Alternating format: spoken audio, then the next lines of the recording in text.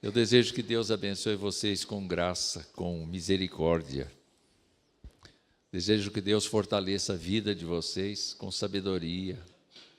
Que a caminhada cristã, que é dura, quando é feita honestamente, seja uma caminhada abençoadora para vocês. Eu estou aqui em Jundiaí desde 82, quando esta igreja era uma congregação minha, congregação da nossa igreja central. Então, aqui, eu trabalhei naquele templo que a gente tinha. O Wagner sonhava em namorar a Adriana naquele tempo. Ele ficava de olho, eu vejo as fotos antigas, meus irmãos.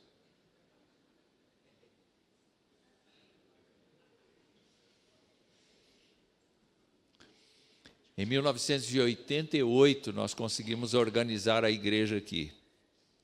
Então, nós tivemos alguns pastores da igreja, mas houve um determinado momento, eu acho que foi 1990, eu não tenho certeza absoluta, mas talvez nesse ano, eu tive que voltar a ser pastor da igreja aqui, porque o reverendo Josias do Espírito Santo era o pastor daqui, cuidava também da congregação do Jardim Planalto, quando ela era congregação ainda, e ele foi para a igreja de Salto, para ser pastor auxiliar do reverendo Gionaldo, que hoje não está mais no ministério presbiteriano, nem sei dele mais. O fato é que eu voltei a ser pastor aqui em 90, eu acho que foi, mas um ano só. E depois disso, de 99 para cá, oficialmente, eu não me desliguei mais da igreja. Quando o reverendo Tales assumiu o pastorado da igreja, ele gentilmente, o conselho da época, gentilmente me convidou para continuar ciscando aqui. Não é? E eu sou muito grato a Deus por esse privilégio que Ele me dá. Muito, muito grato. O meu coração está doendo pela notícia da Ivete, porque eu a vi crescer. Eu a vi casar. Eu a vi gerar sua filha. E eu estou doído. Meu coração está doído. A gente ora pela Ivete lá em casa. Deus sabe.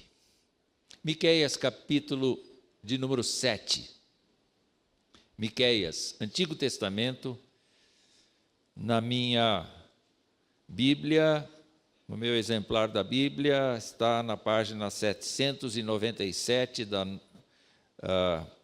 Almeida, Revista e Atualizada, 797 do Antigo Testamento. Apenas o versículo de número 18. Miqueias, capítulo 7, versículo 18.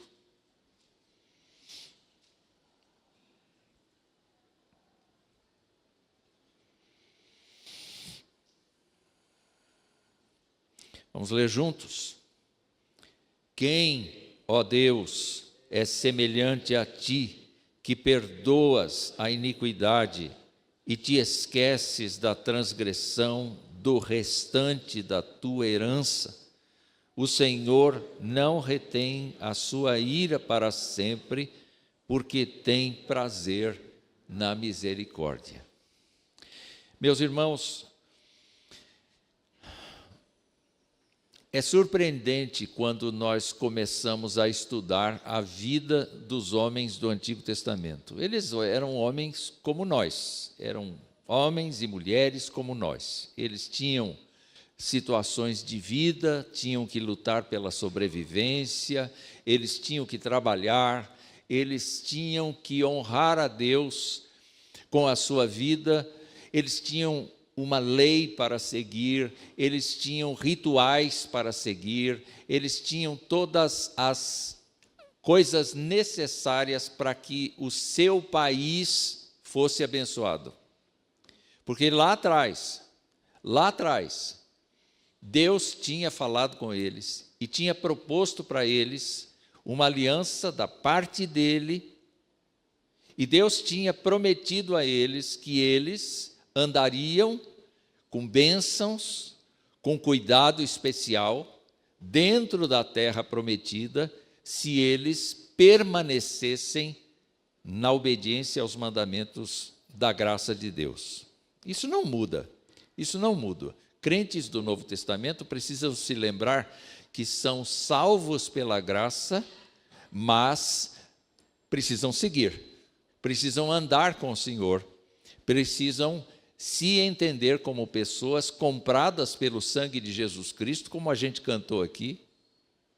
As pessoas precisam se compreender como pessoas escravas de Deus, sem vontade própria. Estranhamente, isso não traz angústia, não traz infelicidade.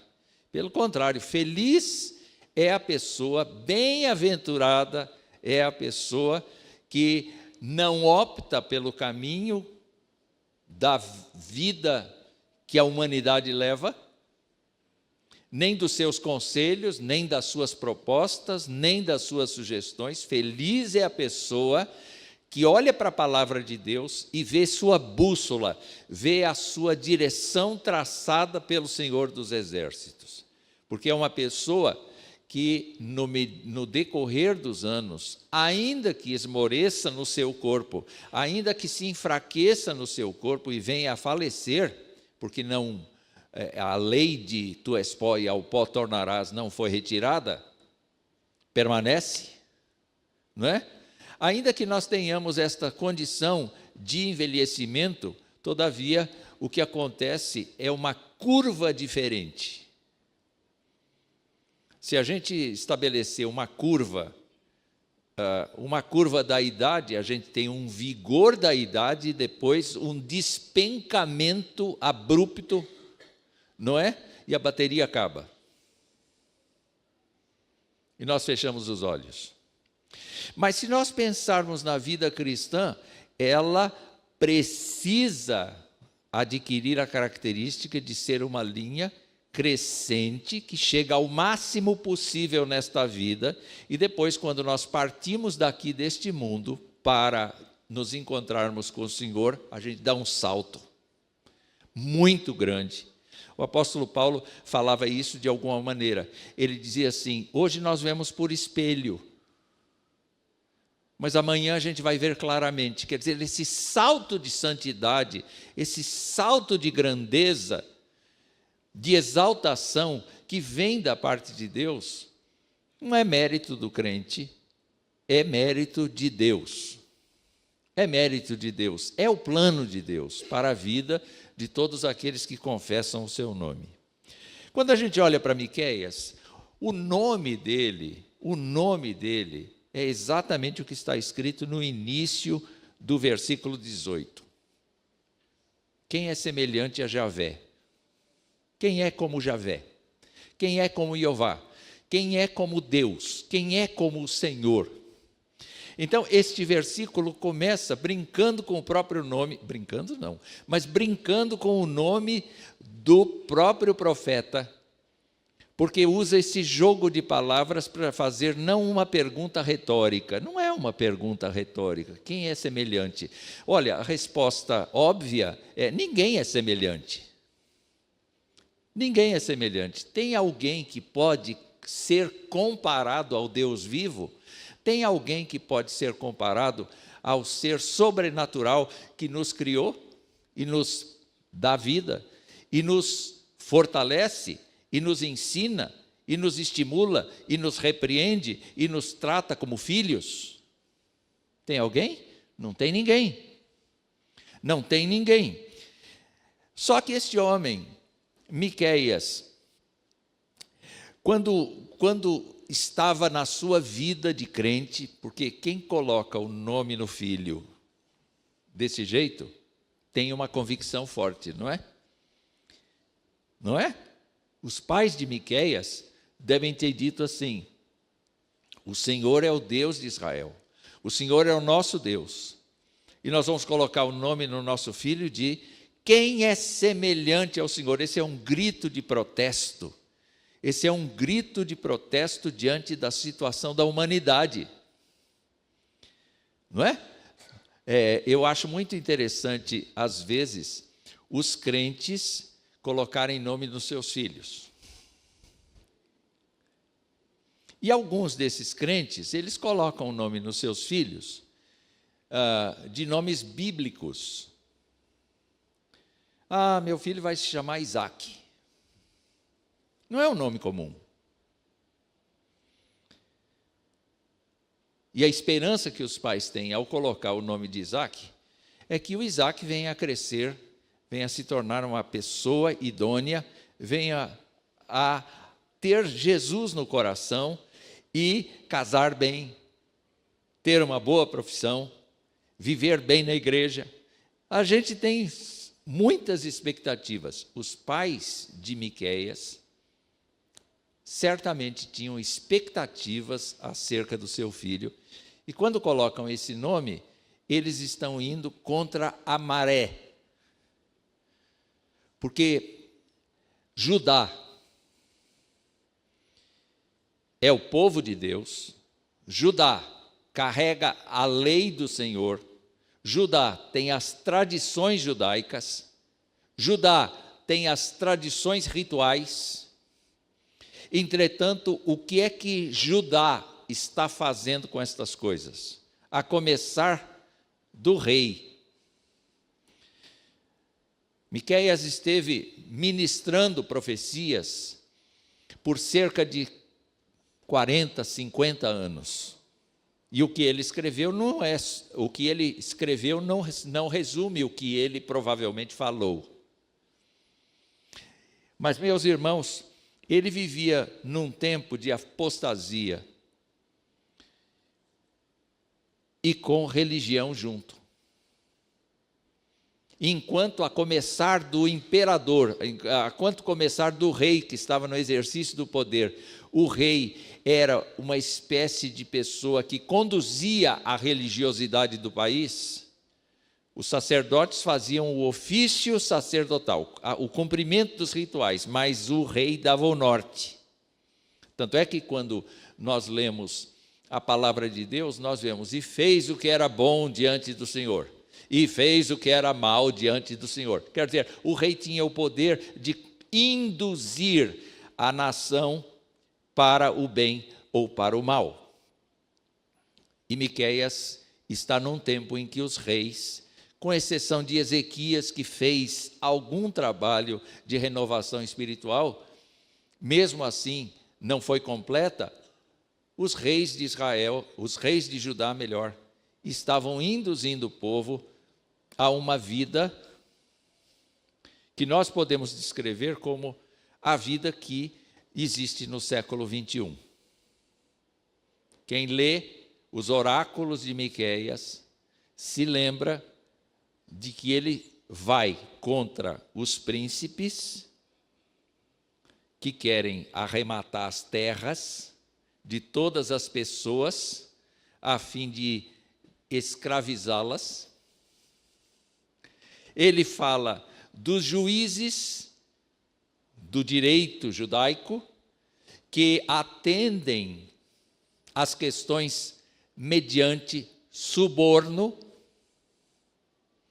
Ele toca no fato de que os sacerdotes, os ministros religiosos do seu tempo, eram pessoas que sacrificavam os animais de qualquer jeito, como a gente vê em outros profetas. Eles estavam aceitando qualquer tipo de sacrifício e não a qualidade do sacrifício, a exclusividade do sacrifício, mas também eles estavam querendo ganhar dinheiro com isto. Eu não digo que eles tivessem lá sacerdotes com grandes congregações arrematando o dinheiro que era recebido, mas eles faziam isso por dinheiro. Miqueias olha para os comerciantes judeus e vê que os comerciantes judeus tinham 2 pesos e 2 medidas, 2 balanças diferentes, uma para vender, outra para comprar. Miqueias é do interior. E de repente a palavra de Deus vem para ele. A palavra de Deus vem para ele, e a palavra de Deus vem em 2 direções específicas. A primeira palavra vem dizendo: eu, o Senhor, não estou contente com vocês, e eu vou disciplinar vocês. Eu não convivo com esse tipo de pecado que vocês têm. Eu não aceito as coisas que vocês estão fazendo. Os seus rituais são rituais vazios, não são promovidos pelo coração. A sua forma de agir na justiça não é a minha justiça.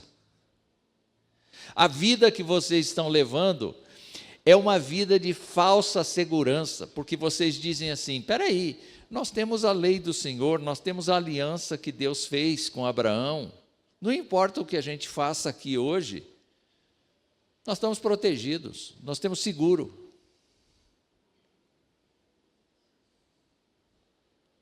Você já ouviu alguém dizer assim: não, eu vou deixar a porta aberta de casa, porque tem seguro mesmo, o banco paga. Esse tipo de confiança o crente tem. O crente diz assim: eu estou na graça já, eu posso pecar, eu posso viver do jeito que eu quiser, eu posso não ter nenhum compromisso com a causa de Deus, mas eu sou crente, Deus está na minha boca, Deus está no meu pensamento, eu posso ser como eu quiser, eu posso desprezar os mandamentos de Cristo, porque eu estou na graça, não vai me acontecer nada. Irmãos, quando a gente tem consciência do pecado, a gente sente a dor do Salmo 38. Não é verdade? Quando a gente lê aquele salmo, você diz assim: nossa, o pecado fez isso nele. O pecado corrói a gente. O pecado corrói a gente. Mas Miqueias não permanece apenas na mensagem de condenação. E o que é bonito e significativo para nós é pensar que um crente foi livrado por causa da misericórdia de Deus, foi livrado da sentença eterna. Quando nós cantamos Rocha Eterna, nós pudemos contemplar o lado de lá, ainda que palidamente. E nós podemos saber que a misericórdia do Senhor está do lado de lá, apenas aguardando a nossa chegada, para que Ele possa exercer a sua misericórdia.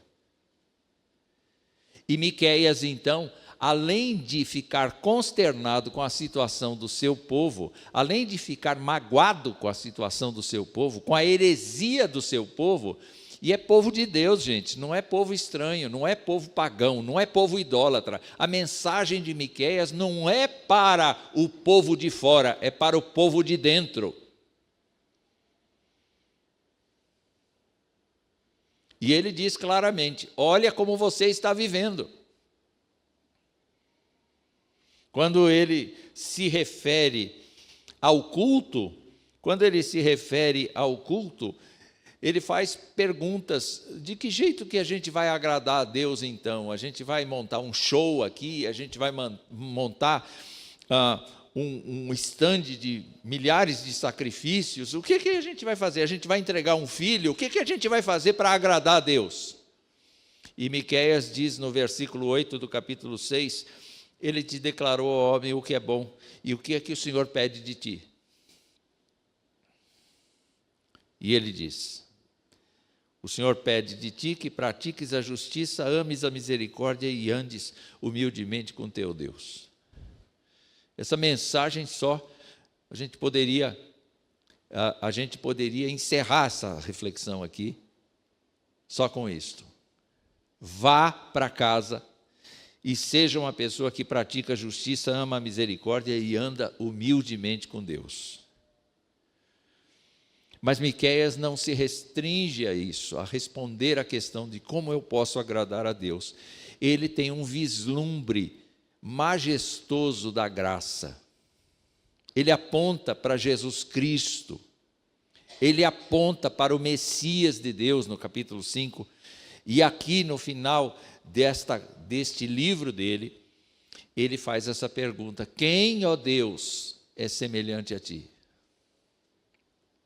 Em que sentido Deus pode ser assemelhado? Em nada. Deus é o Criador, Deus é o sustentador da vida, Deus é o dono de todas as coisas. Mas aqui, Miqueias então vai mostrar como Deus é diferente. Como Deus é diferente. Talvez esse seja um bom título para o sermão, viu? Como Deus é diferente. Eu nunca dou título para os sermões. Eu tenho muita dificuldade. O irmão sabe fazer isso. Eu não. Quem é semelhante ao Senhor? E como é que ele se torna tão distinto? Como é que ele se torna tão exclusivo? Como é que ele se torna tão diferente? Miqueias responde da seguinte maneira: Deus não tem semelhante porque ele perdoa.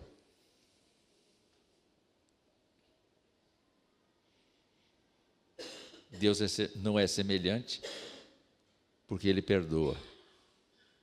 E diz o texto: quem é semelhante a ti, que perdoas a iniquidade e te esqueces da transgressão do restante da tua herança? Eu acho interessante ele falar que Deus perdoa, não perdoa a todos. Você viu aqui? Deus não perdoa a todos. Deus perdoa quem? O restante da tua herança. Deus perdoa o remanescente.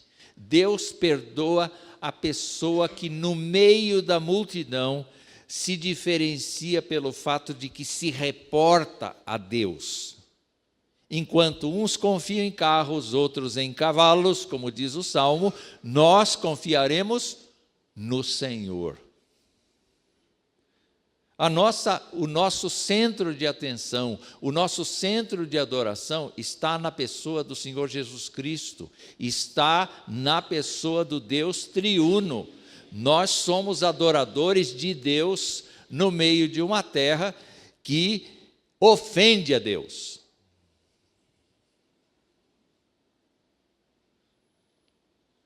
O povo faz isso continuamente.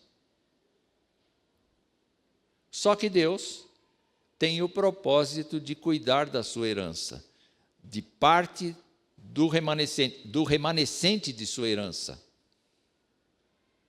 E olhe, de acordo com o que a gente aprende no Novo Testamento,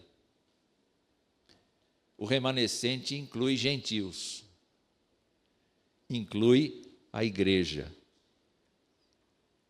O Israel do Senhor é a igreja. Às vezes a gente pensa nas notícias que vêm do Estado de Israel, e a gente diz: o Estado de Israel ainda é o povo de Deus. Não é. O Estado de Israel é um país, mas não é o povo de Deus. Quem é o povo de Deus agora? Judeus e gentios que confessam a Jesus Cristo em todo o mundo e que olham para Deus e dizem assim: quem é semelhante a ti? O Senhor me perdoou, o Senhor me salvou, o Senhor me limpou, o Senhor tratou de mim, o Senhor trouxe para mim esperança, trouxe amor, trouxe fé, trouxe todo o conjunto da graça. O Senhor colocou no meu coração o desejo de te servir. O Senhor colocou no meu coração o desejo de andar nos teus caminhos. Eu não quero pecar contra ti. É por isso que o salmista dizia isto: eu guardo no meu coração as tuas palavras, para não pecar contra ti. Eu não quero te ofender, meu Deus, porque eu sei que o Senhor é um Deus perdoador. É o contrário de pensar, já que Deus é perdoador, vamos pecar. Paulo diz, só porque nós estamos na graça, nós vamos, então, deixar a coisa rolar? Ele diz, de jeito nenhum. Ele não usou rolar, não é? Ele não usou rolar na sua fala. Mas a ideia é esta: eu não vou relaxar na minha vida só porque Deus é perdoador. Eu vou ser uma pessoa muito honesta com Ele, porque Ele, toda vez que eu falho com Ele, Ele tem o propósito de perdoar. Eu acho fantástico isso. Então, quando nós vamos a Ele, e eu quero incentivar você a orar sempre, confessando pecados. A oração mais difícil que a gente tem é confessar pecados. Não é pedir, não é agradecer, mas é confessar. Senhor, eu sou soberbo. Senhor, eu sou mentiroso. Senhor, eu sou uma fachada. Eu pareço um sepulcro pintado por fora, mas por dentro eu estou cheio de podridão. Senhor, eu tenho hábitos que eu não consigo largar. Senhor, eu tenho situações terríveis na minha vida, eu não consigo perdoar. Eu não consigo tratar os outros de um jeito que efetivamente eu esteja livre. Senhor, eu sou ambicioso. Senhor, eu sou impuro. Senhor, eu não consigo me livrar das coisas que eu faço ocultamente, que eu não quero que ninguém saiba que eu faço. Deus tem prazer nesta oração. Sabe por quê? Porque o texto diz que Ele tem prazer na misericórdia. Um filho dele, uma filha dele, que abre o seu coração para o Senhor, Deus tem prazer em agir com a sua graça. Porque na confissão de pecados, sem dúvida alguma, nós estamos reconhecendo a santidade e a soberania de Deus. Oração de confissão também é adoração. Entendeu? Você quer adorar a Deus? Confesse pecados, admita a sua fraqueza. Porque não há outro Deus como o Senhor. Não há ninguém que possa nos perdoar e tirar da memória o nosso fracasso. O Senhor faz isto.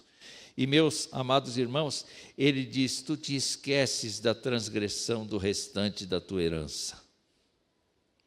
Eu acho maravilhoso o fato de que o Senhor é terapêutico, é abençoador, é fortalecedor da alma humana, quando o crente para pensar, eu não preciso pedir nada a Deus, pelo contrário, eu preciso descansar nele, confiar na sua bondade. Eu me lembro de passagens que, com respeito à oração, Jesus insiste para a gente orar sempre, e da gente ser bem explícito com Deus. Mas eu também lembro que na Escritura nós vamos encontrar esta graça. Se confessarmos os nossos pecados, Ele é fiel e justo para perdoar os pecados, então Ele apaga os pecados, mas a sequência do versículo diz que Ele purifica o nosso coração da injustiça, ou seja, Ele traz de volta para a comunhão. Quem é semelhante ao Senhor? Quem é semelhante? Não tem. E quando a gente sabe que este Deus tem prazer na misericórdia, fica mais fácil a gente entender que o que Deus quer de nós é esta confiança de que Ele não retém a sua ira para sempre, de que Ele não faz como um Deus ranzinza, nem como um Deus justiceiro. O Senhor nos disciplina e não é para nos destruir, é para nos fazer melhores.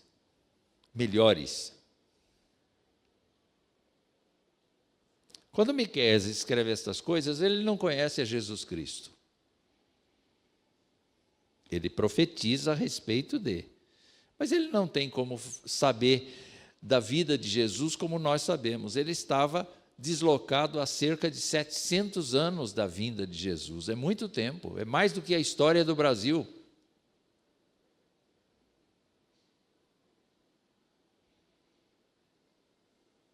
Mas como Deus não muda, o que Miqueias falou serve para hoje. E eu quero conclamar você para pensar: quem é Deus para você?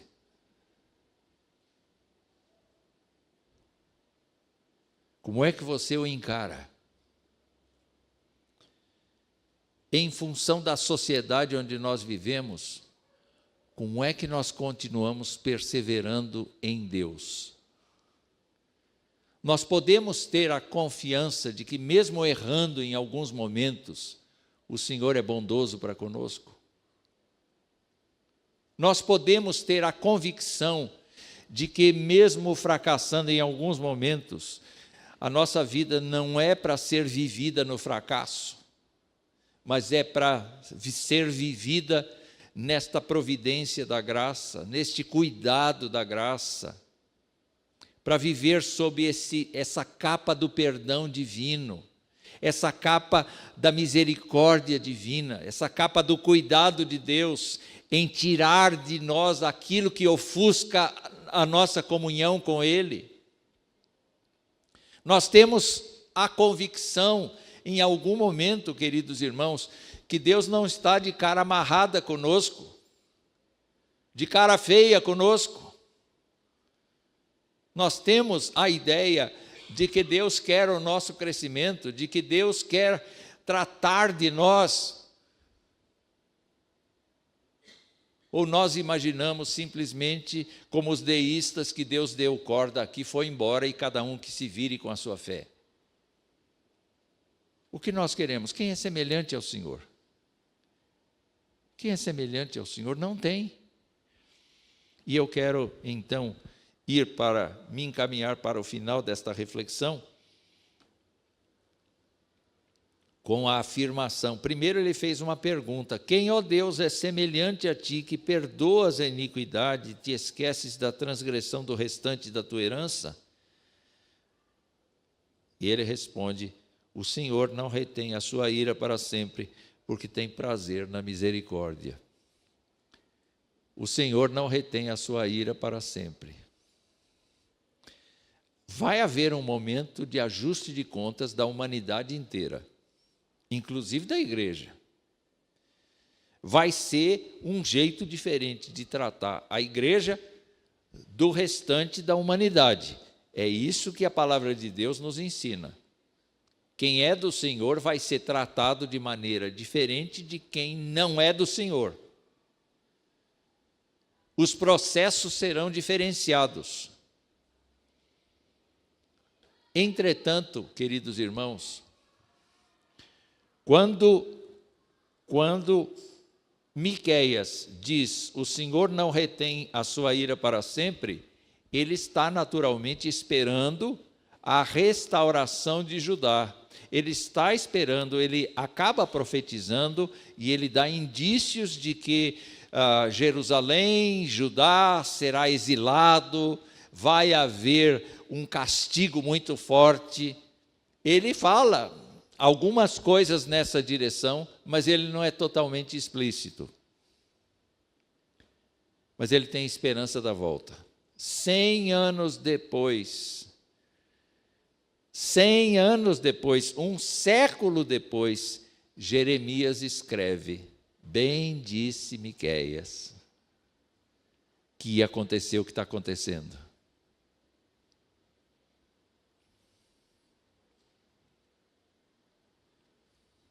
E o próprio Jeremias,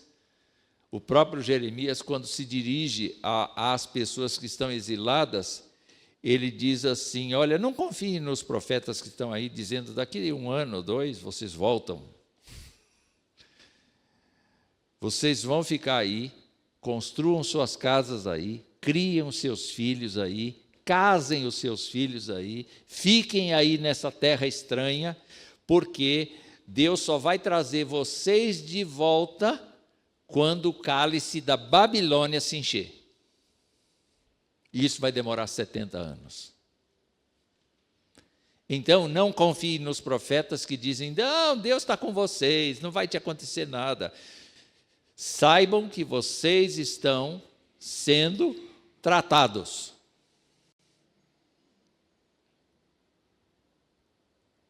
E, meus amados irmãos, quando a gente olha para Miqueias, Miqueias tem a esperança de que o povo volte. Não todo o povo, mas o restante da tua herança. Os remanescentes, os que ficaram fiéis, ele tem esperança que voltem. Mas quando nós olhamos cristologicamente esta passagem, nós sabemos que a bem-aventurança do crente não está aqui, está lá.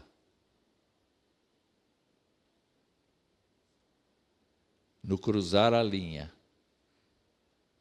está lá. E um crente se consola quando um irmão de fé parte, com a esperança de que os fiéis em Cristo, por causa da misericórdia divina, estão lá. Então eu posso pensar no meu pai, na minha mãe, posso pensar em pessoas que confessaram a Jesus Cristo em vida e dizer: eles estão muito bem, melhores do que nós. Ainda que não ressuscitaram fisicamente, entretanto, eles já estão dentro da graça. Por quê? Porque Deus tem prazer na misericórdia. É por isso que o povo de Deus vai ser sempre consolado na hora da tribulação. Porque Deus é benigno para o seu povo. Ele não leva desaforo para casa. Se você, crente em Cristo, andar em pecado, Ele vai dar uma coça em você, até você aprender. Mas Ele é tão amoroso, que quando você volta para Ele, Ele pensa as feridas que provocou. Ele trata das feridas que provocou, Ele restaura a paz, Ele traz o conforto, porque Ele é bom, porque é bom. E quando Miqueias brincava com o nome de Deus, quem é semelhante a ti? Ele enxergava um Deus que renova a esperança do crente. Você está com esperança? Mas esperança de enriquecer aqui ou esperança de estar com Ele? Qual é a nossa esperança? Quem é semelhante ao Deus que nós servimos? Qual é a qualidade que ficou evidente nessa passagem? A qualidade da bondade de Deus e da disposição de Deus em nos perdoar, em sarar a nossa vida, em tratar dos nossos pecados, em nos fazer voltar para a sua graça, em fazer-nos participar da sua aliança. Bendito seja Deus, não é? Bendito seja Deus. Deus seja louvado.